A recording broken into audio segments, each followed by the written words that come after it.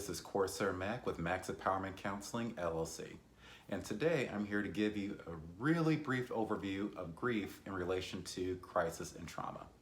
So sit back, relax, take everything I say with a grain of salt, do your own research, and enjoy the video. So first, what is grief? So definition of grief usually varies from place to place depending on where you're doing your research, but my working definition based off the research that I've done is a strong emotional response to a loss in your life, right? And usually that response is negative.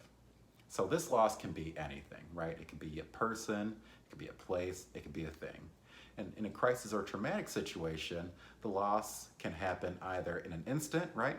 Just like that, or it could happen gradually and we're just not prepared for it, or we don't see it, or essentially we're just ignoring it for as long as we can.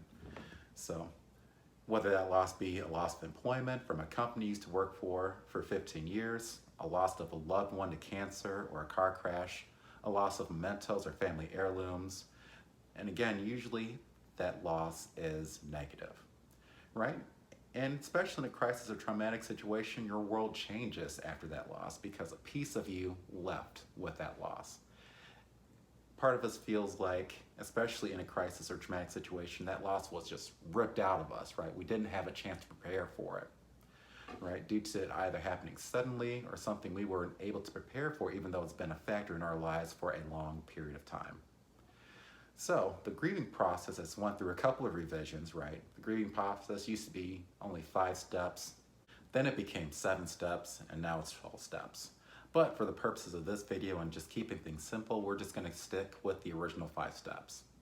And those steps are denial, anger, bargaining, depression, and acceptance. Keep in mind that this journey isn't linear, right? You could bounce between the different stages. So first, what is denial, right? Denial is basically that sense of, I do not believe that person's gone, right? I can go over to their place right now and I'll be able to see them, right? I could call them on the phone and they'll pick up and answer, right? I just do not believe that person is gone. In relation to places or things, same thing, right? I do not really believe that my boss fired me from that job, or I do not really believe that I was let go, or I do not believe I'd lost my family heirlooms or my mementos from my childhood. I know exactly where they're at. I can go there and find it. But then we realize, no, this is real. That thing is gone, right? Whether that be a person, place, or thing, right? That loss is there. Then we get into anger, because anger usually helps us feel in control and stay in control, right? I'm gonna get mad at you, I'm gonna get mad at this person, it's not my fault, it's their fault, right? Or we can get angry at ourselves as well, right? Because ultimately we're in control of that. That gives us a false sense of control and a false sense of security. Then when we realize that we're not in control, we're gonna do usually anything in our power to get that control back or regain that control, right? And that's where bargaining comes into play, right? I will do anything to get that person back. I will give anything to have that person alive, right? I will give my life just to spend a few more minutes with that person, right? We bargain, but ultimately we realize nothing's gonna bring that person, place, or thing back. And that's when we get into that depression, right? I'm sad, I'm lonely, I'm down the dumps, nothing I'm doing is working, I'm not gonna be able to recover from this, right? We feel depressed. We might stop eating. We might not enjoy things that we used to do because those things might remind us of that loss, right? We might be thinking about suicide, right? We get so far down that essentially we just stop functioning. And then comes acceptance, right? We realize, okay, I can't stay down in here anymore. I have to move forward with my life. If I lost the person, that person wouldn't want me in this state, right? That person will want me taken care of. That person will want me to take care of myself even, right? That person will want me to work through this and make it through this, right? Even with that place or thing, right? Okay, I lost my job, but now I know I need to find another one, right? True, it's going to be hard. True, the job market might not be the best, but ultimately, I'm going to move forward and find another one, right? Or even with mementos or family heirlooms. Sorry, family heirlooms.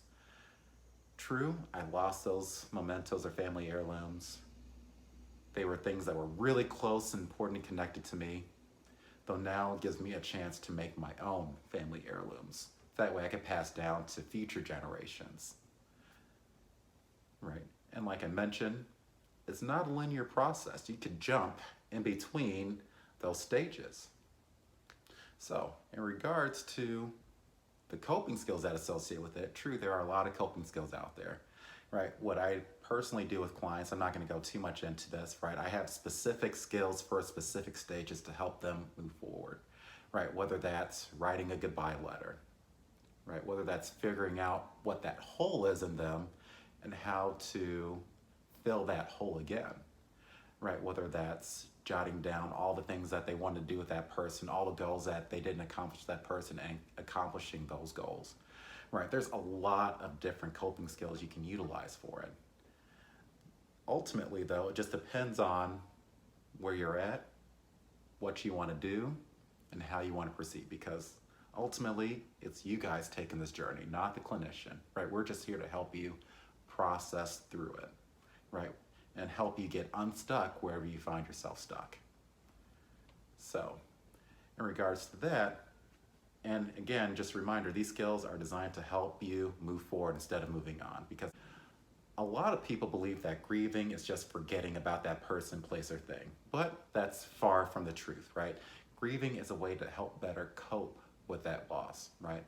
Until that emotion becomes more manageable. Again, we're making sure you are in control of your emotions instead of letting your emotions be in control of you, right? Because ultimately, you're not going to forget about that person, place, or thing, right? They'll always be right here in your heart, right? And we're not asking you to forget about that person, place, or thing, because that person, place, or thing played a really big and significant part in your life that we don't want you to forget about. Ultimately, what we're saying is, instead of moving on, you have to move forward, right?